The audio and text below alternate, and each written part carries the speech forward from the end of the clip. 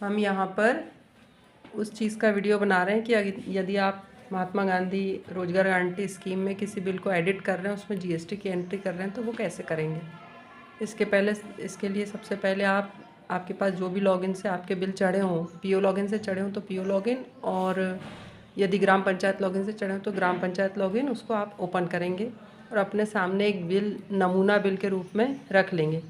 तो ये एक हमारे पास मटेरियल लिस्ट बनी हुई है एक ग्राम पंचायत की। सबसे पहले हम इस मटेरियल लिस्ट को D9 ऑप्शन के डिलीट ऑप्शन से जाके डिलीट करेंगे, क्योंकि ये मटेरियल लिस्ट पूर्व के ऑप्शन से बनी हुई है। अब हमें इसे SN स्पर्श के ऑप्शन से बनाना है। इस मटेरियल लिस्ट का नंबर था 1804। हम उस पर जा रहे हैं। ये अल्फ़ाबेटिक क्रम में होती है, इसलिए आपको बहुत इजीली मिल जाएगा। इसको हम डिलीट कर रहे हैं।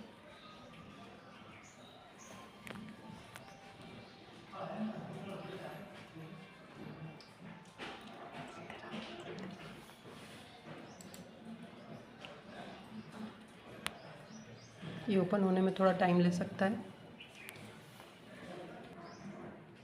ये हमारे सामने मटेरियल लिस्ट ओपन होके आ गई है। इसको यहाँ पे सेलेक्ट में जो चेक बॉक्स बना है, इस पर हम क्लिक करेंगे। इसमें 2 बिल्स की मटेरियल लिस्ट है। हम दोनों ही को डिलीट करेंगे। एक को डिलीट करने से समस्या का हल नहीं निकलेगा, इसलिए हमने यहाँ दोनों डिलीट कर दी। अब हम वापस होम पे जाएंगे। D28 मटेरियल प्रोक्यूर्ड डिटेल, यहाँ के एडिट ऑप्शन में जाएंगे। यहाँ से हम अपनी ग्राम पंचायत का नाम सेलेक्ट करेंगे, जो भी है।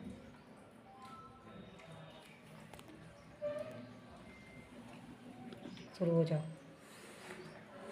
यहाँ से हमने ग्राम पंचायत सेलेक्ट कर लिए।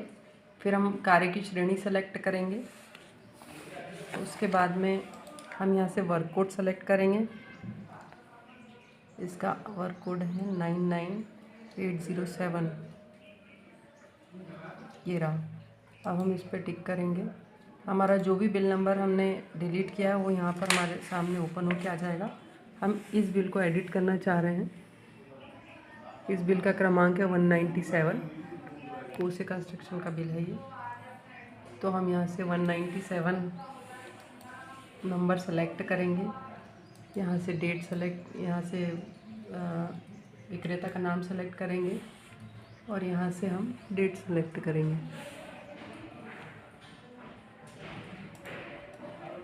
और प्रोसीड करेंगे। अभी हमारे सामने बिल खुल के आ गया है। बिल को जो ऑनलाइन एंट्री है उसको देखिए, और ये हमारे सामने ऑफलाइन बिल है। अभी हम सबसे पहले बिल में ऑफलाइन मोड में करेक्शन करेंगे। तो सबसे पहले यहाँ समझने वाली बात ये है कि जो जीएसटी की राशि होती है वो कटती नहीं है, बिल में ऐड होती है।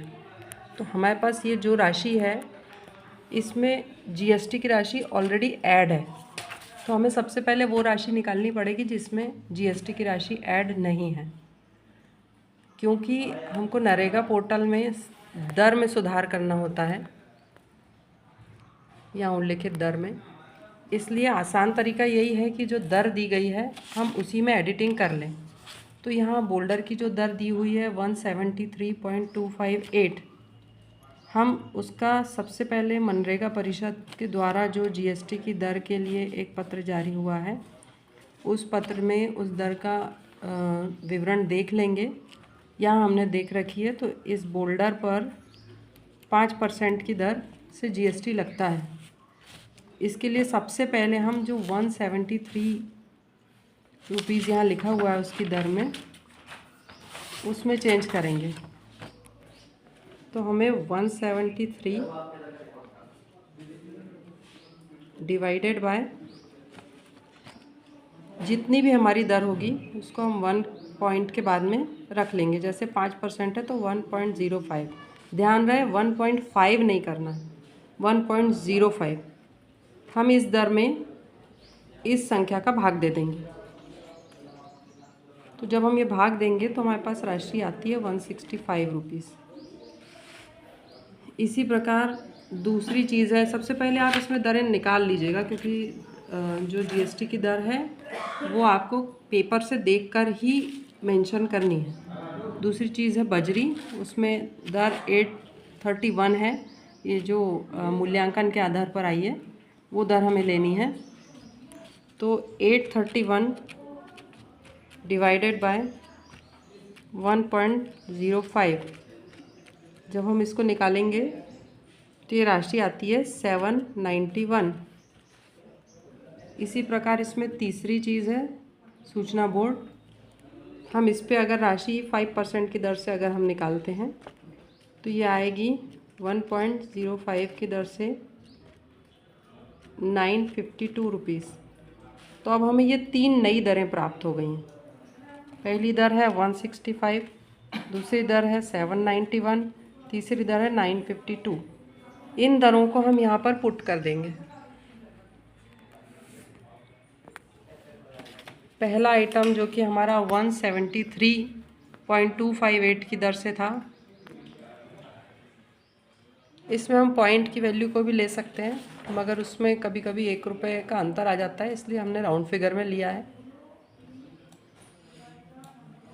इसकी दर जैसी कि हमने निकाली थी 165, वो हम यहाँ पे पुट कर देंगे। 831 के लिए हमने जो दर निकाली थी, जो बजरी की दर थी, उसके लिए हमने जो दर निकाली थी 831 की, वो हो गई है 791। और 1000 की जो हमने दर निकाली थी वो थी 952। ऐसा करने के बाद में यहाँ पे हम जो स्लैब दिया हुआ है उसमें से जो भी दर हमने सेलेक्ट की है, 5 की है तो 5, 12, 18, 28, उसको हम यहाँ से सेलेक्ट कर लेंगे। इसके आगे का काम सिस्टम खुद ही करेगा। इसके आगे हमको कुछ भी नहीं करके हमको इसको प्रोसीड करना है। यहाँ पे हमारी टैक्स की राशि ऑटोमेटिक कट के आ जाएगी। अब हम इसको प्रोसीड करेंगे। ये अपडेटेड सक्सेसफुली लिखा के आ जाएगा। इसके बाद वापस हम मटेरियल लिस्ट जनरेट करने के ऑप्शन पर जाएंगे।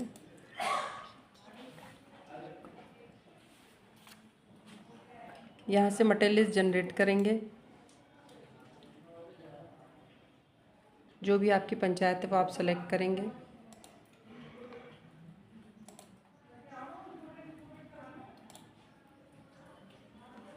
आपने जिस भी वर्क की मटेरियल लिस्ट डिलीट की थी वो आप पहले मिलान कर लेंगे। 99807 99807, इस पे हम टिक करेंगे और डिस्प्ले बटन दबाएंगे। इसके बाद आपके पास ये एक डिटेल्ड फॉर्मेट खुल के आ जाएगा।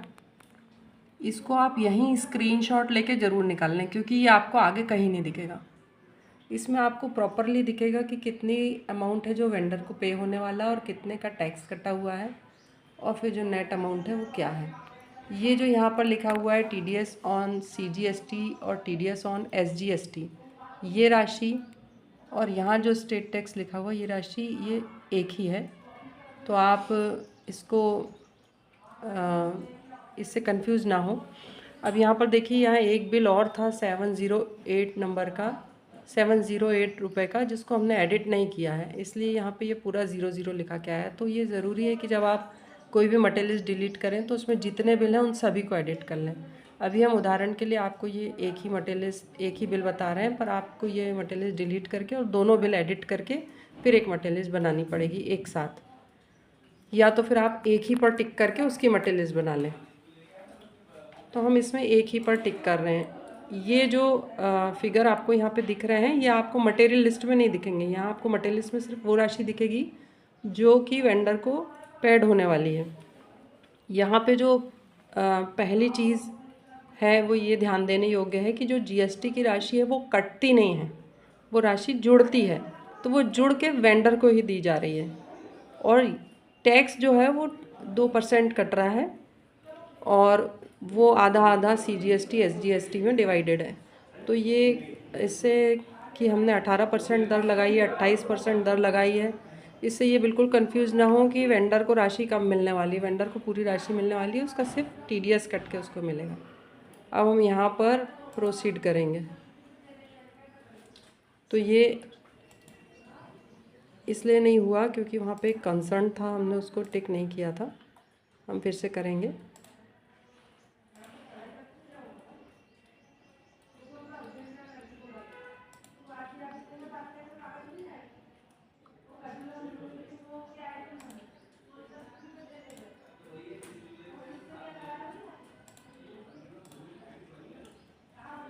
ये जो पहला वाला ऑप्शन है इसको भी टिक करना है, और ये जो कंसर्न ऑप्शन है आई कंफर्म वाला, इसको भी टिक करना है।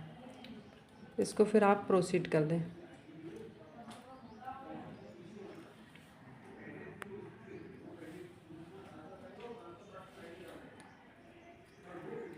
ये आपके पास नई मटेरियल लिस्ट जनरेट होकर आ गई। अब आप इसमें देखिए कि वेंडर को पेबल अमाउंट जो है वो 5313 आया है, और जो हमारी पुरानी मटेरियल लिस्ट थी